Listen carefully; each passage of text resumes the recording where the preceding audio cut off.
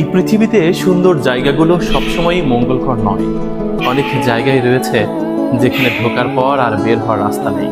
দেখুন কি সুন্দর একটি কক্ষ, গ্লাস ঘেরা, এসি চলছে, ঠান্ডা ঠান্ডা অনুভূতি।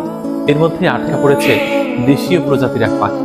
বাইরে থেকে পাখিটি মনে করেছিল ভেতরে কত সুখ শান্তি, কিন্তু যখন ঢুকে পড়েছে তখন আর বের হওয়ার রাস্তা পায়নি।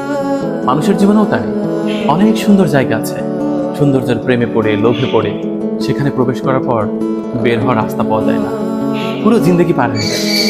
তখন শুধু বারবার মনে হয়, ইস, যদি ওখানে না যাইতাম। দেখছেন, চিৎকার চেঁচামেচি করছে। পাখিটি এখন বুঝতে পারছে ভুল হয়ে গেছে। এই সৌন্দর্যের আড়ালে রয়েছে না ফেরার করুণ কাহিনী, শুধুমাত্র আত্মচিৎকার। সৌন্দর্যের প্রেমে পড়ে অনেকের জীবন নষ্ট হয়ে গেছে, না ফেরার গল্প কম নয়।